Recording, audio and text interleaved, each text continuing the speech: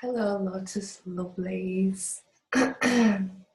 So I might have disappeared for a little bit recently, and it's all good. And it was all amazingly in preparation for this transmission. You know, it's not only you guys that are going through the process, we're going through it together. And I have recently gone through a huge skin shedding process. And like I say, it feels as if it was preparation for this video, you know? It's like you've got to kind of taste it before you can share it. And every time, you know, because we're going through this cyclical experience all the time, you know, we experience something and then the next time we hit it, we experience it at a deep level and, you know, constantly getting closer and closer into ourselves. So the energy that I am transmitting today is on the day of red crystal serpent, and red serpent energy is really about the shedding of skins, you know. And I remember a long time ago somebody very special to me sharing that when a snake sheds its skin, at first it gets, you know, in the lead up to it, it gets quite defensive and irritable, and you know, its eyes go dull and its crap comes up, you know, and then it's extremely vulnerable, so it finds itself a rock to hide under, because it sheds the skin all over its body, including its eyes, so it goes blind for a short time. So the snake will hide and find a rock to begin to peel itself out of itself. And it's a process, you know, it doesn't happen overnight. And this is something that the snake experiences multiple times throughout its life. It's a frequent occurrence, you know, because it cannot grow without shedding that skin. Now, the environment has to be right to allow the snake to do that. You know, it has to find a safe space. And that entire thing is an incredible mirror for the process that we have to go through. People call it Kundalini awakening, and I'll touch on that word a little bit later. But for now, it's just that real deep recognition that in order to continue to grow, we have to shed. And that shedding process involves us going blind for a little while and being extremely vulnerable. So just know that it's okay. If you feel blind, if you can't see the way out, if it feels too much, just know that it's okay. It's part of the shedding process. So we're moving into a new wave of our journey now. But today I'm focusing on this energy of red serpent. So this idea of Kundalini energy, you know, I've done a lot of research into it over the years and had a lot of personal experiences with my energy system. And there are people who suggest that you can't have a Kundalini awakening until you're 40 years old. There are others that suggest, you know, you can cultivate your Kundalini energy through doing lots of different exercises. And it's just about, you know, what fits with you, what feels right to you. I received a download a few years ago, especially, you know, with my generation, because I'm, you know, still in my 20s. It seems that there have been a lot of people blowing open their crown chakra with drugs. And this is kind of what I did, without having the Kundalini have to work its way up through my system to then open my crown. And therefore, for a lot of people, there's this super crown activation and the openness of knowing everything, you know, and feeling the mirror of everything at every moment without it being grounded, you know, so the energy shooting out of the top of the head. Now, this is also very linked to Egypt. So this symbol of the Ankh, so it's the cross that has the circle around the top. So that's our energy system. Now, with the Kundalini energy, and with this energy that rises through us, this consciousness that rises through us, the Egyptians knew that we had to be the conduit so that the energy would continue to go up and down. You know, it's a system, it's a circuit, as opposed to the energy flowing up and out of the top of the head. It was brought back down into the system and really brought and held and then utilised for whatever was being created on the astral, or however they wanted to utilise that energy. So when it comes to the mirror and, you know, navigating Kundalini awakening is what I sort of wrote about. And I remember for me, and many people that I know, I was very nearly, I nearly put myself into psychiatric care because it was so overwhelming to recognise and feel the interconnection of everything. Every thought that I was having was reflected through a conversation that was happening on the outside. You know, there was just so much of the aggression and the pain that I was feeling within myself was being reflected on the outside too. And it was incredibly painful and scary experience. And luckily I had loving people around me to see me through. And it's interesting that this transmission, well, it's not interesting, it's totally aligned, but it's interesting that, you know, that it's not only is it red serpent energy, it's also the crystal tone of number 12, which is all about co-creation and community. So it's this sort of energy of we're going into oneness. It can be really scary because it literally blows our mind to pieces. Everything that we thought we knew about reality gets shoved to one side, but we're going into it together.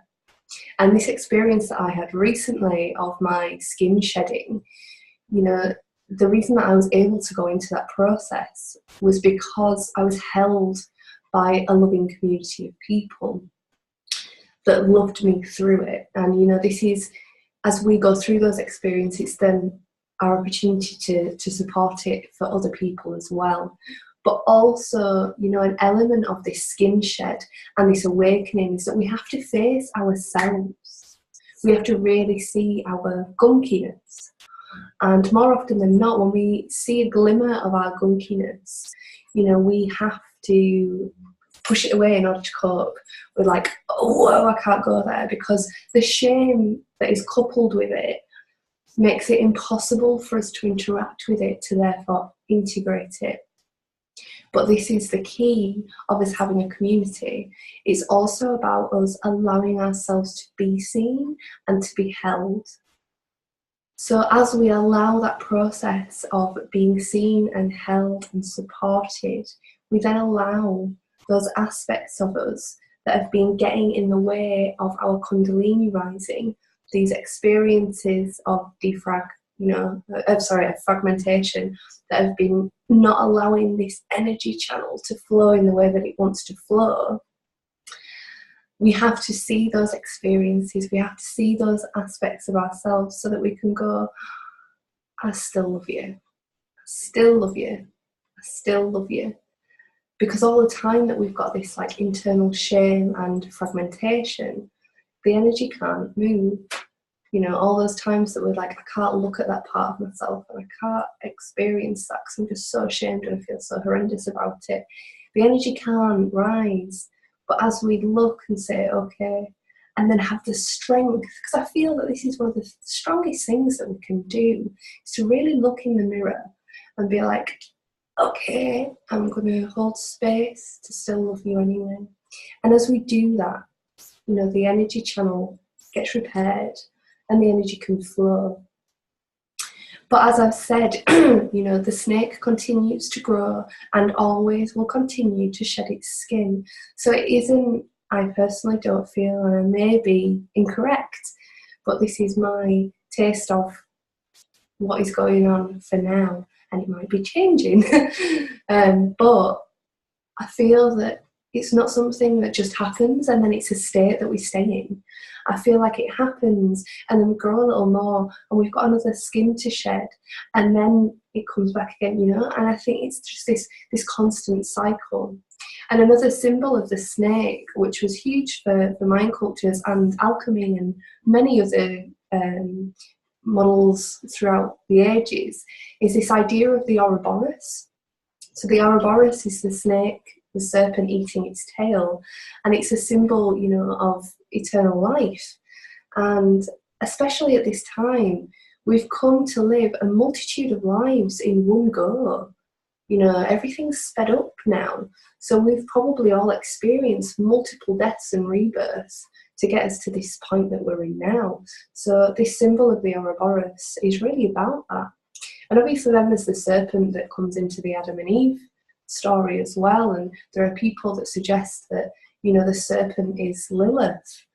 And I'll let you go on your own sort of research trails with that, because that's an interesting thing to uncover and to explore.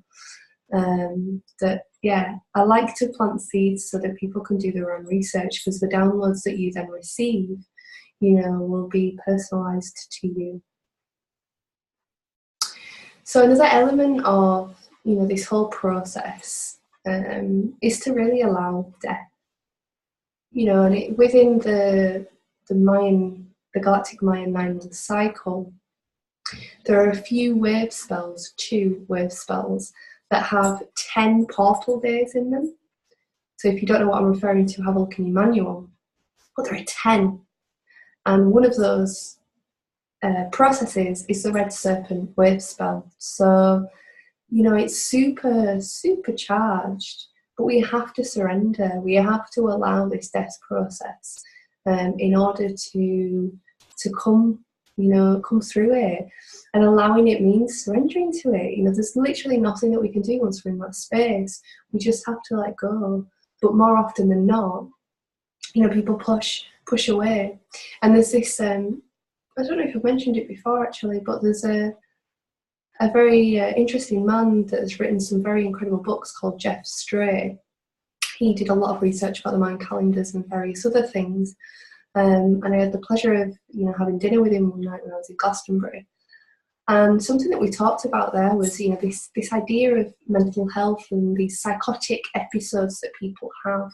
You know, there's a framework of a 40-day process of psychic breakdown that, if it's allowed to happen, then on the other side of that comes a different level of awareness. So if you go through, you know, the Bible and various different religious texts, you will see that there are people that end up talking to burning bushes and angels and gods. They go through a 40-day fast or a 40-day process, and then on the other side they come into this different space. Whereas, you know, especially in the West, anybody that sort of gives us this hint that they might be having anything psychotic going on, you know, as opposed to supporting them through the process, we give them lots of drugs that cut it off.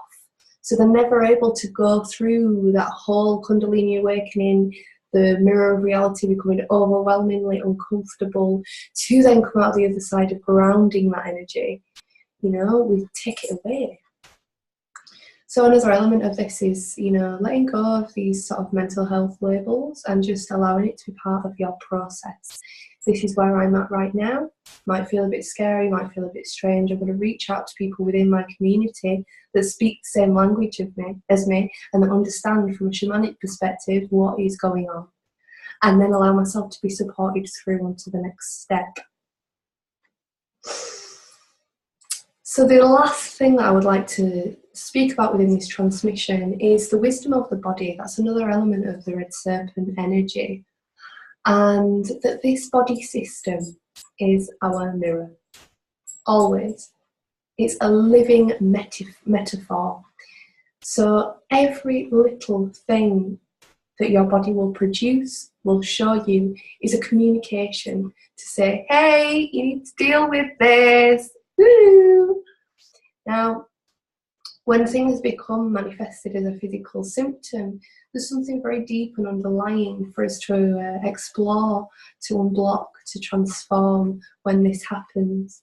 And yes, there are practical things that we can do too, but when we actually want to get to the root, we have to figure out on an energetic level what the communication is about.